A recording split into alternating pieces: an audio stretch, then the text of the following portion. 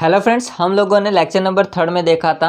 जो हम पढ़ रहे थे संक्रमण तत्वों के सामान्य गुण, इसमें लेक्चर नंबर 3 में हमने 7 पॉइंट तक देख लिया था। आज हम 8th पॉइंट से आगे पढ़ते हैं, तो देखिए ध्यान से। हाँ दोस्तों, अब 8वां पॉइंट है संकुल यौगिका का बनना।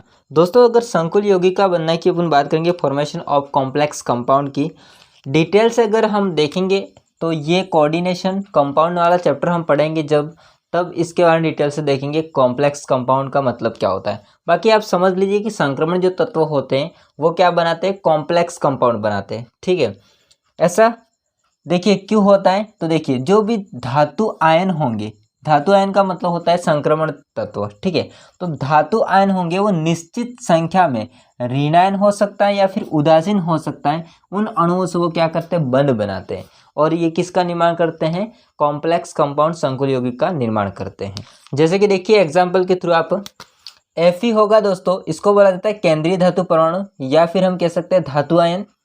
Fe संक्रमण तत्व है, और उसके साथ में जो लिगेंड है इसको बोला जाता है लिगेंड।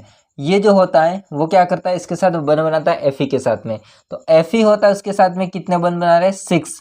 तो 6 निश्चित संख्या में क्या करते हैं, वो उससे जुड़ जाते हैं और जुड़ करके बंध बनाते हैं, और ये जो बनता है पूरा उसको बोला जाता है कॉम्प्लेक्स कंपाउंड अर्थात संकुल यौगिक। ठीक है, उसी प्रकार से यहाँ पर भी हो जाएगा। इसको केंद्रीय बोलेंगे, इसको लिगेंड बोलेंगे। 6 हैं तो 6 बंध बना रखे हैं Fe के साथ में, पूरा बना उसको बोलते हैं कॉम्प्लेक्स। ठीक है, यहाँ पर प्लेटिनम होता है, उसके साथ में Cl होंगे, वो 4 बंध बना रखता है, और इस प्रकार से बना हुआ जो कंपाउंड होता है उसे हम क्या बोलते हैं, कॉम्प्लेक्स कंपाउंड बोलते हैं। आ रही बात समझे। अब दोस्तों इसका रीज़न क्या होता है, कारण क्या होता है। ठीक है, इसको समझिए ध्यान से।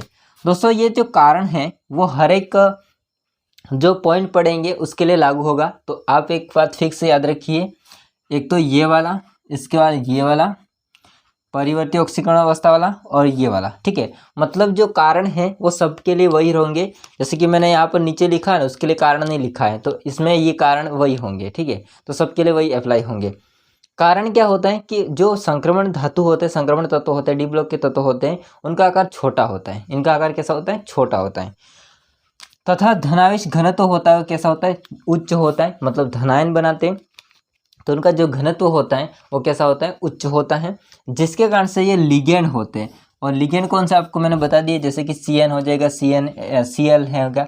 तो जो केंद्रीय धातु से या धातु आयन से जुड़े होते हैं तो उनको बोला जाता है लिगेंड। ठीक है, तो लिगेंड दान किए गए, जो भी लिगेंड दान करेंगे इलेक्ट्रॉन, उन इलेक्ट्रॉन युग्मों को वो क्या करते हैं, आसानी से ग्रहण कर लेते हैं। तो पहला कारण तो ये हो सकता है। दूसरा कारण ये होता है कि ये परिवर्ती ऑक्सीकरण अवस्था दर्शाते हैं। दोस्तों हमने जब ऑक्सीकरण अवस्था पढ़ा था सामान्य गुणधर्मों में, मतलब लेक्चर नंबर 3 में, तो उसमें मैंने आपको बताया था कि जो संक्रमण धातु होते हैं वो विभिन्न परिवर्ती ऑक्सीकरण अवस्था को दर्शाते हैं, जिसमें +8 तक भी होते हैं लास्ट। ठीक है, तो आप समझ सकते हैं इसमें परिवर्ती ऑक्सीकरण अवस्था दर्शाने के कारण से ये संकुल यौगिक का निर्माण कर सकते हैं। साथ में इनमें क्या होता है, डी कक्षक अपूर्ण होता है, रिक्त होता है। ठीक है, साथ में एस कक्षक भी रिक्त होता है। दोस्तों नेक्स्ट पॉइंट हो जाएगा उत्प्रेरकीय गुण, कैटालाइटिक प्रॉपर्टीज। ठीक है, कैटालाइटिक जो प्रॉपर्टीज होती है इसकी अपन बात करेंगे, तो जो संक्रमण धातु होते हैं वो उत्प्रेरक के रूप में काम में लिए जाते हैं। उत्प्रेरक के रूप में काम कैसे लेंगे, तो ये अभिक्रिया होता है, उसके वेग को वो क्या करते हैं, निर्धारित करते हैं, अर्थात हम बढ़ा सकते हैं या घटा भी सकते हैं। तो उत्प्रेरक उनको 2 उत्प्रेरक के रूप में काम में लेते हैं, धनात्मक उत्प्रेरक या ऋणात्मक उत्प्रेरक के रूप में। ठीक है, इसके एग्जाम्पल हम आगे देखेंगे। तो उत्प्रेरक के रूप में भी इनको काम में ले जाता है, साथ में उनके जो यौगिक बनते हैं उनको भी उत्प्रेरक के रूप में काम में लेते हैं। जैसे संक्रमण तत्व हो सकते हैं या फिर इनके यौगिक हो सकते हैं, उनको उत्प्रेरकीय गुण दर्शाते हैं, उसके रूप में काम में लेते हैं। बंध बनाने के लिए दोस्तों अगर हम 3D श्रेणी की बात करेंगे, तो 3D श्रेणी के तत्व जो होते हैं उसमें 3D और 4s के जो इलेक्ट्रॉन होते हैं उनका वो उपयोग करते हैं। अतः उत्प्रेरक की सतह पर अभिकारक की सांद्रता होती है, इसमें वृद्धि हो जाती है। उत्प्रेरक की सतह पर अभिकारक की जो सांद्रता होती है बढ़ जाती है, जिसके कारण से क्या होगा, अभिकारक के जो अणु होंगे उनमें जो भी उपस्थित बंध होंगे वो बंध दुर्बल हो जाते हैं, कमजोर हो जाते हैं। और जब बंध दुर्बल हो जाएंगे अभिकारक के अणुओं के, तो फिर क्या होगा, सक्रिय ऊर्जा होती है वो घट जाएगी। तो कम ही ऊर्जा पर वो क्या होंगे, उत्पाद में परिवर्तित हो जाएंगे, और इस प्रकार से अभिक्रिया का वेग बढ़ जाता है, दर बढ़ जाती है। ठीक है, तो ये इसी के अंदर है, ध्यान रखना इसके अंदर ही। आप इतना स्क्रीनशॉट लीजिए, हम इसके एग्जाम्पल को आगे समझते हैं। उत्प्रेरक के जो गुण होते हैं उनके हम एग्जाम्पल को समझते हैं। देखिए उदाहरण, दोस्तों अगर एग्जाम्पल की बात करें तो N2 + 3H2 ये अभिक्रिया करता है, ये रिवर्सिबल रिएक्शन होती है, तो बनता है 2NH3 अमोनिया बनता है। ये जो अभिक्रिया होती है दोस्तों, ये होने के लिए एक उत्प्रेरक चाहिए और उस उत्प्रेरक का नाम है आयरन अर्थात Fe।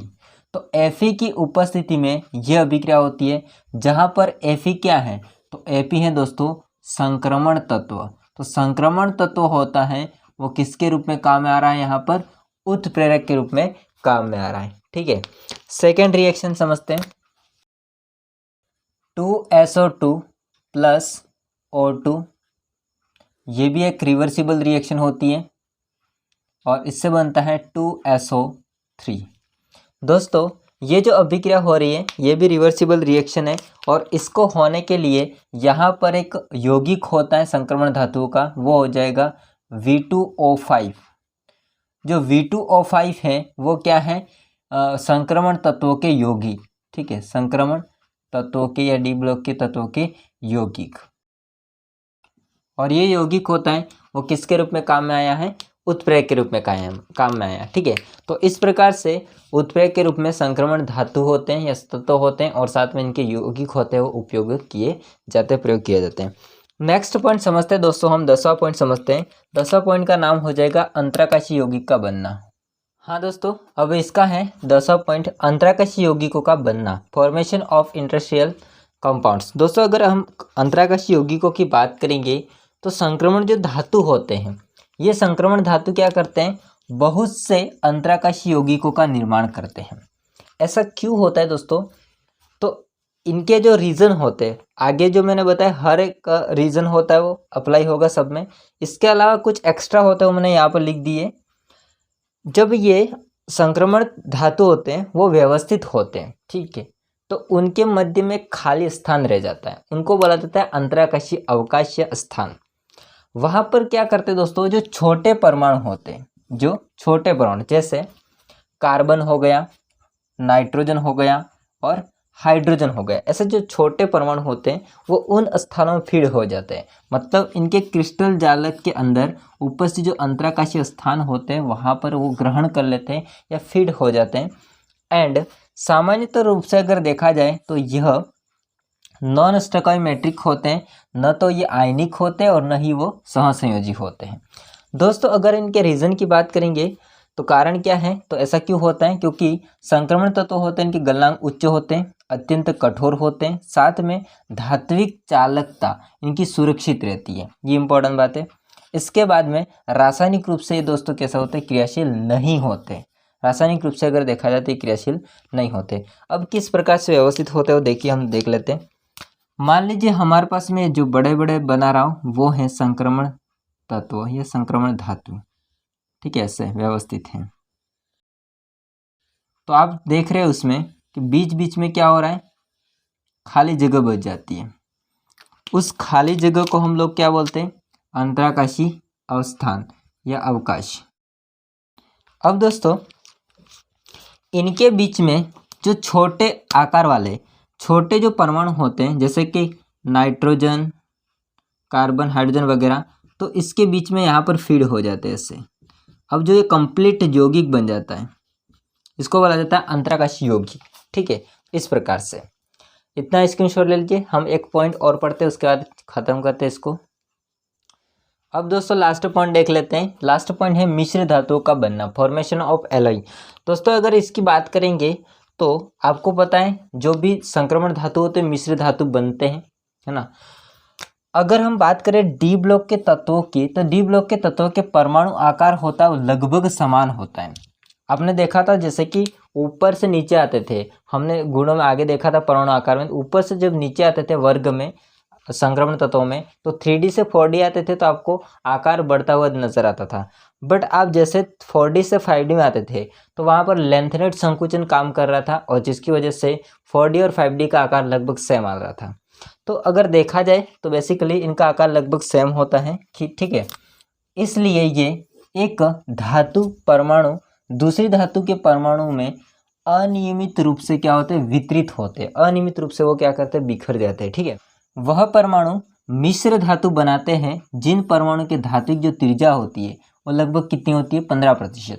मतलब कि ऐसे परमाणु मिश्र धातु बनाते हैं जिनकी धात्विक त्रिज्या होती है लगभग कितनी होती है, 15%।